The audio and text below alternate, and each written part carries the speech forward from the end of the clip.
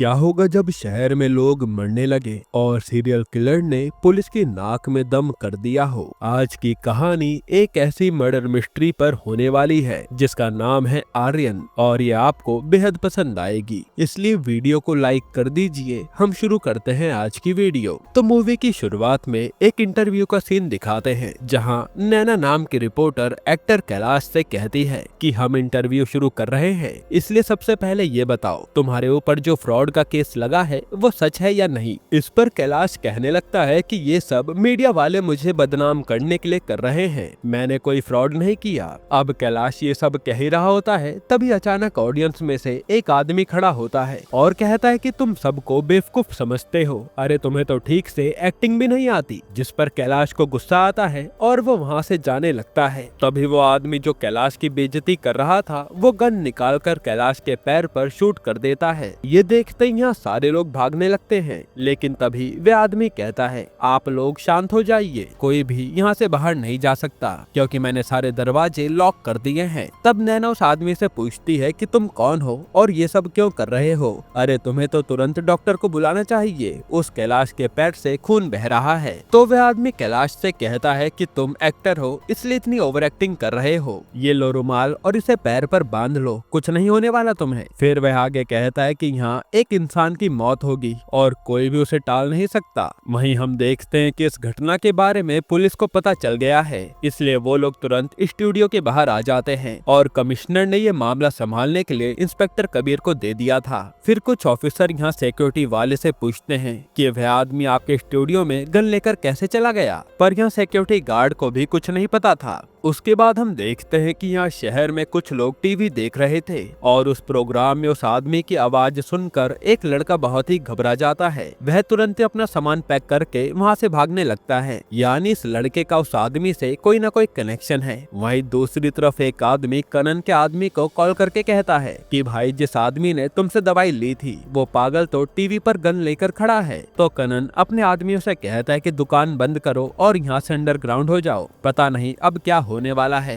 फिर यहाँ स्टूडियो में नैना पूछती है कि तुम किसे मारने वाले हो, तो वो कहता है कि उसका नाम असगर है। तब डायरेक्टर हेडफोन से नैना को कहते हैं कि तुम चुपचाप उसे अपनी बातों में लगा कर रखो और पुलिस कभी भी हमारी मदद करने आती होगी। फिर स्टूडियो के बाहर तो इंस्पेक्टर कबीर तुरंत ही उस ऑफिस का पूरा नक्शा मंगवाता है और वो लोग अंदर जाने की प्लानिंग करने लगते हैं। यहाँ वह आदमी अपनी लिखी हुई 4-5 किताबों के बारे में बताता है और नैना से पूछता है कि क्या तुमने उन किताबों को पढ़ा है। नैना कहते कि नहीं सर, मुझे उन किताबों के बारे में नहीं पता था, क्या आप कोई राइटर हैं? तो वह आदमी कहता है कि हाँ, मैं एक बेहद ही अनसक्सेसफुल राइटर हूँ। 10 से 15 साल में मैंने लगभग 5 से 6 किताबें लिखी, लेकिन पब्लिशर ने कहा कि इसमें कोई भी क्रिएटिविटी नहीं है और मेरी इतनी सालों की मेहनत को उन्होंने 10 मिनट में ठुकरा दिया। फिर वह नैना से पूछता है कि तुम्हारा फोन कहाँ है। नैना कहते है कि यहाँ पर इंटरव्यू चल रहा था इसलिए वो तो स्विच ऑफ पड़ा है। तब वह आदमी फोन को ऑन करता है तो तुरंत ही पुलिस वाले उस पर कॉल करते हैं। कबीर उससे पूछता है कि आखिर तुम ये सब क्यों कर रहे हो और तुम चाहते क्या हो। ये सुनकर ही वो आदमी फोन काट देता है। तब नैना उससे कहती है कि तुम्हें अपनी डिमांड बतानी चाहिए थी, शायद पुलिस तुम्हारी कुछ मदद कर पाती। लेकिन वह आदमी कहता है कि मैंने बहुत ही मेहनत से वो किताबें लिखी थी, मैं चाहता था कि हर कोई उसे पढ़े, उन किताबों की तारीफ हो, लेकिन ऐसा कुछ नहीं हुआ, इसलिए अब मैं एक ऐसी किताब लिख रहा हूँ जिसकी कहानी में तुम सभी लोग होगे और ये किताब पूरी दुनिया में फेमस हो जाएगी क्योंकि ये एक परफेक्ट क्राइम स्टोरी होगी। आज से हर शाम अगले 5 दिन में 5 किरदारों की मौत होगी और हत्या होने के 1 घंटे पहले मैं उसका नाम बता दूंगा। अब तुम चाहो तो उसे बचाने की कोशिश कर सकते हो, लेकिन इसका कोई फायदा नहीं होगा क्योंकि कोई भी इंसान बच नहीं पाएगा। ये सुनकर नैना उसे समझाती है कि तुम पुलिस को सरेंडर कर दो, तुम्हें 5 साल की सजा होगी और फिर तुम वहाँ आराम से बैठकर किताब लिख पाओगे। लेकिन वो आदमी नहीं मानता। तभी यहाँ पर कबीर अपनी टीम के साथ अंदर घुसने की कोशिश करने लगता है। वहीं स्टूडियो का डायरेक्टर वहाँ पर बैठी हुई ऑडियंस की नाम की लिस्ट निकालता है तो उनमें कोई भी असगर नाम का आदमी नहीं था। यही बात वो नैना को बताता है। तब नैना उस आदमी से पूछती है कि यहाँ तो कोई भी असगर नाम का आदमी नहीं है, इसका मतलब क्या तुम ही असगर हो? क्योंकि थोड़ी देर पहले तुमने कहा था कि तुम असगर को मारने वाले हो। अब अगर तुम्हारा नाम असगर है तो फिर तुम पहले खुद को मारोगे, फिर वो बाकी 5 लोग कैसे मरेंगे? यही सारे सवाल सवाल नैना पूछने लगती है। तब असगर कहता है कि यही तो असली मिस्ट्री है, तुम इस घटना की मुख्य साक्षी हो। अब यहाँ जो कुछ भी होगा वो सब पुलिस तुमसे पूछेगी। मैं तो इस कहानी का विलन हूँ और हीरो की एंट्री जल्द ही होने वाली है,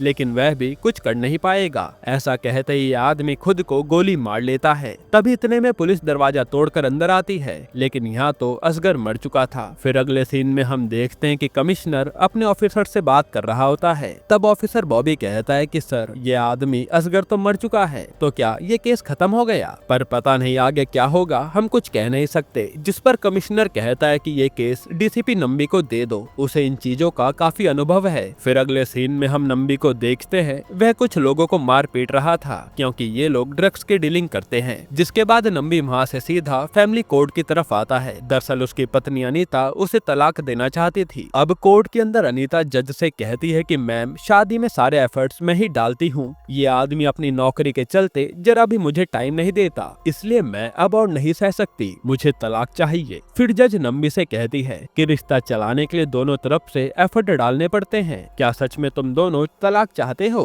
तो अनीता तो हाँ कहती है, लेकिन नंबी मना कर देता है। तभी अनीता का वकील कहता कि मैडम, मेरी क्लाइंट सीधे तरीके से अलग होना चाहती है, लेकिन नंबी सर कोऑपरेट नहीं कर रहे। ये सुनकर जज कहती है कि मैं तुम दोनों को 3 दिन का समय देती हूँ, फिर जो तुम्हारा फैसला होगा उसे मैं एक्सेप्ट कर दूंगी। अब ये दोनों वहाँ से बाहर जा रहे होते हैं। तभी नंबी को ऑफिस से कॉल आता है। उसका सीनियर उसे इस केस के बारे में बताता है और ये केस नंबी को मिल गया था। फिर यहाँ से सीन 6 साल पहले शिफ्ट होता है, जहाँ नंबी एक केस के सिलसिले में क्राइम सीन पर जांच करने आया था। तो वहाँ पर फॉरेंसिक डिपार्टमेंट में अनीता काम करती थी और वह भी लाश की जांच कर रही थी। उसी दौरान इन दोनों की मुलाकात हुई। फिर ये दोनों एक पार्टी में मिले, वहाँ पर उनकी अच्छी दोस्ती हो गई। जिसके बाद ये दोनों बार बार मिलने लगे और इनकी दोस्ती प्यार में बदल गई। फिर इन्होंने शादी कर ली। अब शादी के 1-2 साल तो इनका रिश्ता काफी अच्छा चला, लेकिन फिर बाद में नंबी अपने काम में व्यस्त हो गया और वो कई महीनों तक घर नहीं आता था, जिससे अनीता परेशान रहने लगी। फिर जब एक दिन अनीता ने उससे इस बारे में बात की तो इसी बात पर इन दोनों की लड़ाई हो गई। असल में नंबी ने अनीता को शादी से पहले अपने काम के बारे में सब कुछ बता दिया था कि उसे पूरा शहर संभालना पड़ता है, इसलिए वो ज्यादातर समय काम पर ही रहता है। तब ये झगड़ा इतना ज्यादा बढ़ गया था कि ये बात डिवोर्स पर आ गई थी। हालांकि हम समझ पाते हैं कि नंबी और अनीता एक दूसरे से बहुत प्यार करते हैं, पर ऐसी सिचुएशन में नंबी कुछ कर नहीं पा रहा था। अब सीन प्रेजेंट में आता है और नंबी उस आदमी असगर के घर पहुंच जाता है, जहां पर बाकी के ऑफिसर और मीडिया वाले भी आ गए थे। फिर ये लोग घर की जांच करते हैं और पूछताछ करने पर उन्हें पता चलता है कि असगर की पत्नी पहले ही गुजर चुकी है। उसका 18 साल का सूर्य नाम का एक लड़का है जो कि अपनी मौसी के घर पर रहता है। तभी यहाँ पर कांस्टेबल को एक डायरी मिलती है जो कि आधी जली हुई थी, लेकिन उसे जांच करने पर उसके अंदर कुछ भी नहीं लिखा था। जिसके बाद यहाँ जितना भी सामान होता है वो सब ये लोग अपने साथ ले जा लेते हैं। फिर जब नंबी नैना से इस बारे में पूछता है तो नैना कहती है कि उसने कहा था कि इस कहानी का हीरो आएगा और मुझे लगता है कि तुम ही इस कहानी के हीरो हो जो उसके क्राइम को रोकने की कोशिश करोगे। ये सब सुनकर नंबी वहाँ से कमिश्नर के पास आता है और उन्हें सब कुछ बताता है। कमिश्नर उसे कहता है कि तुम जल्दी से इस केस को सॉल्व करो, क्योंकि वह आदमी मरने के बाद 5 लोगों को मारने की बात कर रहा था। अब ये पता करो कि वो लोग कौन हैं और वो उन्हें किस तरह से मारेगा। बाकी तुम्हें जो पावर्स चाहिए उसे इस्तेमाल करो, क्योंकि चुनाव आने वाले हैं, उससे पहले ये केस सॉल्व हो जाना चाहिए। इसके बाद रात के 7 बजे एकदम से कुछ जगहों पर असगर की वीडियो चलने लगती है और ये असगर तो मर चुका था, तो उसकी वीडियो कैसे चल रही है, यही बातें वो लोग समझ नहीं पा रहे थे। यहाँ असगर सब लोगों को कहता है कि मैंने जैसी क्राइम स्टोरी बताई है वैसा ही होगा और पहले इंसान का नाम है अशोक जो 1 घंटे में मर जाएगा। अब उसकी बात सुनते ही चारों तरफ हल्ला मच जाता है कि ये अशोक कौन है। पुलिस भी सोच में पड़ जाती है कि 1 घंटे के अंदर हम अशोक को कैसे ढूंढेंगे, और ऐसे तो हमें अशोक नाम से हजारों लोग मिलेंगे, पर मरने वाला कौन है हमें क्या मालूम। वहीं पर हमें एक मंत्री के घर का सीन दिखाया जाता है और इस मंत्री का नाम भी अशोक होता है। वो मंत्री पुलिस को डांट रहा था कि तुम लोगों को कैसे भी करके मुझे बचाना होगा, अगर मुझे कुछ हो गया तो पूरे शहर में हल्ला मच जाएगा। असल में दोस्तों अशोक काफी ज्यादा डरा हुआ था। उसके बाद नंबी बॉबी सर से कहता है कि सर ये असगर का प्री रिकॉर्डिंग वीडियो होगा और मुझे नहीं लगता कि वो मंत्री को निशाना बनाएगा, ये बस ऐसी बनाई गई वीडियो है। फिर हम एक बूढ़े आदमी को देखते हैं जो कि लंगड़ा कर चल रहा था। वह फोन बूथ के अंदर जाकर कॉल करने लगता है और यहाँ उसने अपने बेटे और बहू को कॉल लगाया था, पर उसका बेटा तो फोन नहीं उठाता। फिर 2-4 बार बार फिर से रिंग होती है और उनकी बच्ची फोन उठाती है। असल में यहाँ दादाजी ने अपनी पोती से ही बात करने के लिए कॉल किया था। तभी अचानक से फोन बूथ पर ब्लास्ट होता है और उस आदमी का नाम अशोक था जो अब मर चुका था। फिर थोड़ी देर में ये खबर पुलिस को मिलती है और नंबी उस लोकेशन पर पहुंचकर जांच शुरू कर देता है। तब उन्हें पता चलता है कि ये एक एक्सप्लोजन मेथड का इस्तेमाल किया गया ब्लास्ट है, मतलब ये पूरी तैयारी पहले से थी। फिर नंबी अपनी टीम से कहता है कि इस आदमी अशोक और असगर के बीच में क्या रिश्ता था ये पता करो, और ये आदमी यहाँ पर फोन करने के लिए क्यों आया था ये सब पता करके मुझे जल्दी से बताओ। अब जैसा कि असगर ने कहा था, उसने पहले दिन अशोक नाम के आदमी को मार दिया, यानी कि ये असगर जो भी कुछ कर रहा था वो रुकने का नाम नहीं लेने वाला। फिर हम सुबह के समय में उस सूर्य नाम के लड़के को देखते हैं जो बस में बैठकर कहीं जा रहा था, लेकिन तभी उसे आकर पुलिस पकड़ ले जाती है। उसके बाद नंबी और उसकी टीम उस बूढ़े आदमी अशोक के घर पर जाकर तलाशी लेते हैं और यहाँ आसपास पूछने पर उन्हें पता चलता है कि अशोक ने 1995 में आर्मी ज्वाइन की थी और वह 4 साल पहले रिटायर हुआ था। लड़ाई में उसका एक पैर डैमेज हो गया था, इसलिए वह लंगड़ा कर चलता था। उसके बेटे और बहू ने उसे घर से निकाल दिया, इसलिए वह एक गार्ड की नौकरी करके अपना घर चलाता था और इस घर में अकेला रहता था। फिर यहाँ से नंबी कमिश्नर के पास आता है तो कमिश्नर पूछते हैं कि उसकी वीडियो कहाँ से आ रही है। नंबी बताता है कि उसने पहले से ही सर्वर को हैक करके वहाँ वीडियो अपलोड कर दी है और वह सिर्फ राइटर नहीं बल्कि हैकिंग और साइबर सिक्योरिटी एक्सपर्ट है और आज की टेक्नोलॉजी को हैक करके वो वीडियो प्ले कर रहा है। फिर कमिश्नर पूछते हैं कि क्या असगर के मरने के बाद उसकी कोई मदद कर रहा होगा। नंबी कहता है कि हमने उसके बेटे सूर्या को पकड़ा और पूछा तो उसने बताया कि उसके पापा पिछले कुछ सालों से बहुत ही अजीब बर्ताव कर रहे थे। फिर जब उसकी माँ की मौत हो गई तो वह अपनी मौसी के घर रहने चला गया। इसके अलावा वो अपने पापा के बारे में कुछ नहीं जानता। वही जिस बूढ़े आदमी अशोक की मौत हुई थी उसके बेटे और बहू से पूछताछ की जाती है तो वो लोग कहते हैं कि हम किसी असगर को नहीं जानते। तब नंबी उन दोनों को पुलिस स्टेशन में ही दिन भर बैठने के लिए कहता है। असल में इस बेटे और बहू ने अपने पिता को घर से बाहर रखा था, इसलिए नंबी उन्हें सजा दे रहा था। उसके बाद हम देखते हैं कि असगर ने मरने से पहले कहा था कि उसके मास्टरपीस आर्यन नाम की किताब बहुत ही फेमस होगी, लेकिन अभी तक वह किताब पब्लिश नहीं हुई है। तब नंबी शहर के पब्लिशर के पास आता है और इन किताबों के बारे में पूछता है। पब्लिशर बताता है कि अब असगर तो मर गया है, लेकिन इन किताब की रॉयल्टी किसे मिलेगी ये पता नहीं। उसने एक दिन कहा था कि समय आने पर एक वकील के जरिए सब कुछ पता चल जाएगा। फिर वहाँ से नंबी एक साइकेट्रिस्ट के पास आता है ताकि असगर की साइकोलॉजी समझ पाए, लेकिन वह डॉक्टर कहते हैं कि असगर ने तो साइकोलॉजी के सारे नियम तोड़ दिए हैं। मरने के बाद उसने जिस तरह से क्राइम सेट किया है उसे देखकर समझ पाना बहुत मुश्किल है कि वो आगे क्या करेगा। खैर अब शाम के समय 7 बजते ही असगर की वीडियो दोबारा टीवी पर आती है जो बताता है कि आज के किरदार का नाम है रजिया। अब यहाँ पर कमिश्नर परेशान हो जाता है। वह नंबी से कहता है कि अगर ये दूसरा मर्डर हो गया ना तो पूरे शहर में दहशत फैल जाएगी और हम कुछ कर नहीं पाएंगे। वहीं दूसरी तरफ एक कंपटीशन में कुछ लड़कियां तैयार हो रही होती हैं। तभी वहाँ एक लड़की तैयार होकर स्टेज पर जाकर परफॉर्मेंस देने लगती है। यहाँ नंबी ने अपनी टीम को काम पर लगा दिया था और ये लोग रजिया नाम की सारी लड़कियों का पता करवा रहे थे। तभी हम देखते हैं कि डांस करते हुए उस लड़की के नाक से खून बहने लगता है और वह लड़की अचानक से स्टेज पर गिर जाती है और यहाँ उसकी मौत हो गई थी। फिर उसके अगले दिन पोस्टमार्टम से नंबी को पता चलता है कि लड़की के शरीर में साइनाइड जहर मिला है जिसकी वजह से उसकी मौत हो गई। दरअसल रजिया ने जो मेकअप किट यूज की थी तो उसके सामान में वह जहर मिलाया गया था, जिसके बाद पुलिस रजिया के बारे में जानकारी निकालने लगती है। फिर छानबीन करते वक्त पुलिस को पता चलता है कि रजिया एक स्कूल टीचर थी और वह साथ ही बच्चों को मुफ्त में भरतनाट्यम सिखाती थी, लेकिन उसकी जात वालों ने एक मुसलमान लड़की भरतनाट्यम कैसे सिखा सकती है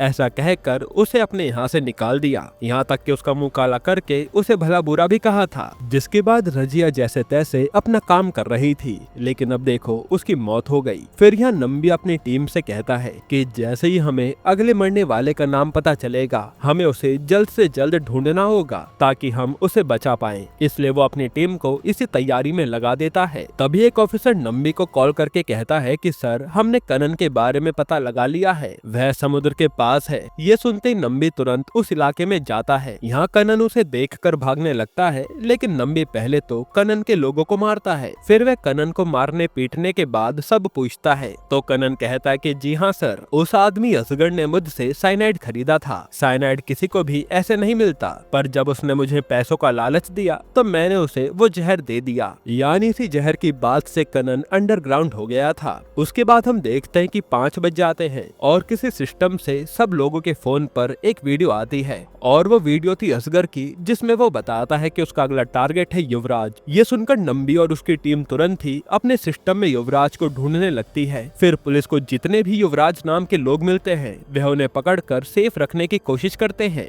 जिसके चलते कुछ घंटे ऐसे ही निकल जाते हैं और अब इन लोगों को लगता है कि चलो इन्होंने असगर का ये मिशन फेल कर दिया। फिर रात को नंबी की टीम उसे कहती है कि सर आप जाकर आराम कर लीजिए, आप कई दिनों से सोए नहीं हैं। हालांकि नंबी अभी भी इसी टेंशन में था कि न जाने कब कौन मर जाए। फिर अगला दिन होता है और यहाँ समुद्र में हम 2 गोताखोरों को देखते हैं जो समुद्र में चले जाते हैं। तभी नंबी को खबर आती है और वो उस लोकेशन पर जाता है। यहाँ उसे पता चलता है कि युवराज नाम के लड़के की मौत हो गई है और वह उसी गोताखोरों में से एक था, यानी कि वह लोग उसे नहीं बचा पाए, जो जानकर नंबी को बहुत गुस्सा आता है। फिर लाश की जांच करने के बाद उसे ऑफिसर बताते हैं कि सर इस लड़के के सिलेंडर में किसी ने छेड़छाड़ की थी। उस सिलेंडर में 20 से 30% नाइट्रेट होता है और बाकी का ऑक्सीजन, लेकिन इस सिलेंडर में तो 100% ऑक्सीजन भरा है, जिसके कारण पानी में दम घुटने की वजह से उस लड़के की मौत हो गई। इसके बाद हम देखते हैं कि पुलिस ऑफिसर्स की मीटिंग बुलाई जाती है तो नंबी सब लोगों को बताता है कि ये मौतें देखकर मुझे एक पैटर्न नजर आ रहा है। जितने भी लोग मरे हैं उन सब का एक फिक्स रूटीन था, जैसे कि वह बूढ़ा आदमी अशोक हर 2 दिन में अपनी पोती को कॉल करने एक फोन बूथ पर जाता था।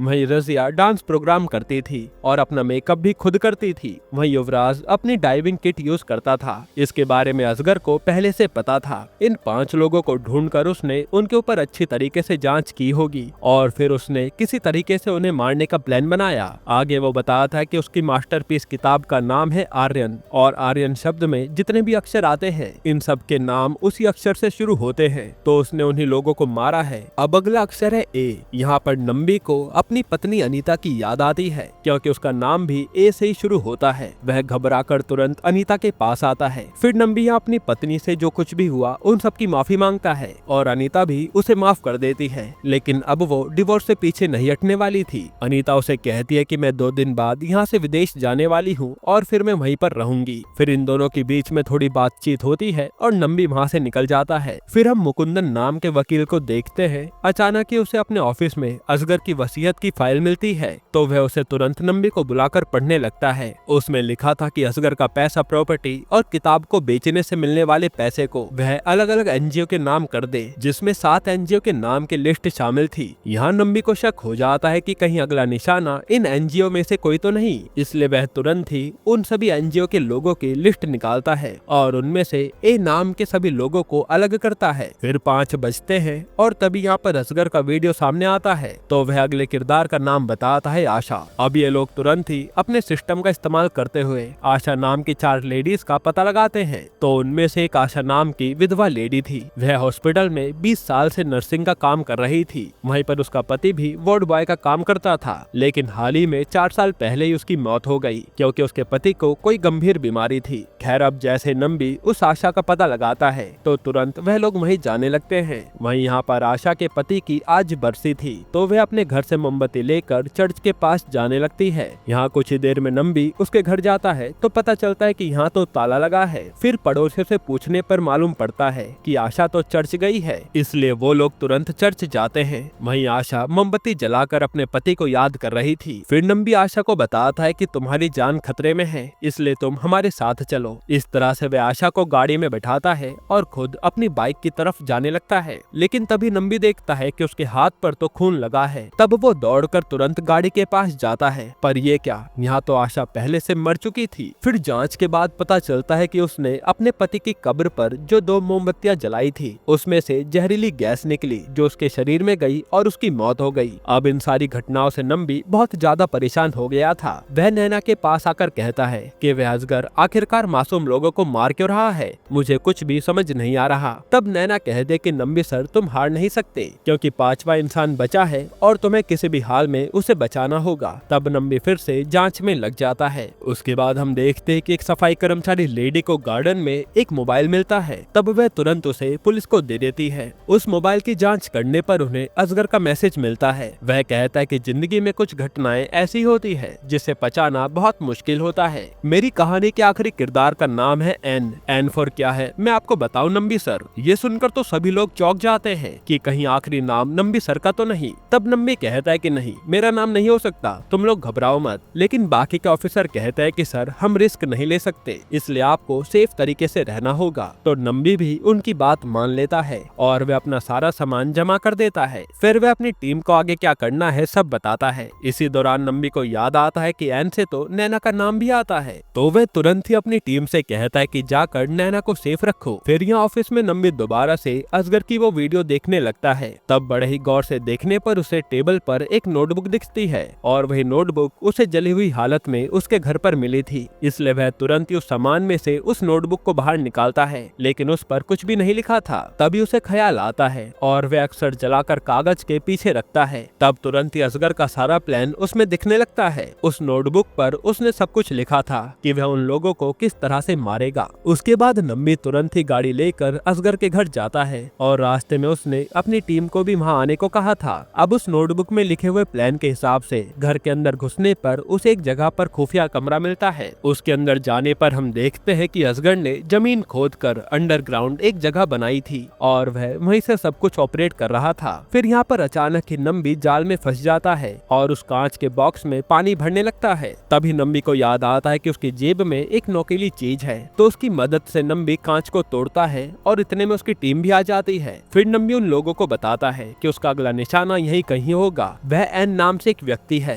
तब वह लोग पूरी जगह की जांच करते हैं तो एक जगह पर पैर के नीचे उन्हें कुछ अजीब सी आवाज आती है। उसे हटाने पर वहाँ गड्ढे के अंदर किसी इंसान को बेहोश हालत में रखा गया था। तो ये लोग तुरंत ही उसे अपने साथ ले जा लेते हैं। जिसके बाद हम देखते हैं कि एक प्रेस मीटिंग बुलाई जाती है और यहाँ पर नंबी सब लोगों को बताता है कि आखिर में हम लोगों ने उस इंसान को बचा लिया। असगर के घर के अंदर उन्हें नलिनी नाम की एक ट्रांसजेंडर मिली और इन लोगों ने उसे बचा लिया था। अब नंबी सब लोगों को बताता है कि ये जितने भी लोग मरे हैं, असगर पहले से ही इन सभी लोगों को जानता था। उसने उन लोगों की मदद करके उनसे दोस्ती कर ली थी और वो लोग क्या करते हैं, उनके रिश्तेदार कौन है, उनका रूटीन क्या है, इन सब के बारे में उसे सब पहले से पता था। इसी कारण उसने पहले से प्लान बनाकर उन लोगों को मार डाला। असल में ये ऐसे लोग थे जिन पर समाज का ज्यादा ध्यान नहीं जाता। समाज उन्हें कीड़े मकोड़ों की तरह ट्रीट करता है और हमारे आसपास के कई सारे लोग, सफाई कर्मचारी से लेकर सिक्योरिटी गार्ड तक, ये लोग समाज में मदद तो करते हैं लेकिन हम उन्हें जान नहीं पाते। वही वो जो युवराज नाम का लड़का मरा, वह समुद्र के आसपास कूड़ा फैलाने वालों के खिलाफ मिशन चलाता था, पर उसकी बात पर कोई ध्यान नहीं देता था और न ही उसकी कभी किसी ने मदद की। मतलब कि जितने भी ये 4 लोग मरे थे, उन लोगों को समाज ने दुख ही दुख दिए और लोगों ने उन्हें अच्छा काम करने के लिए इतने ताने मारे कि उनका जीना ही दुश्वार हो गया था।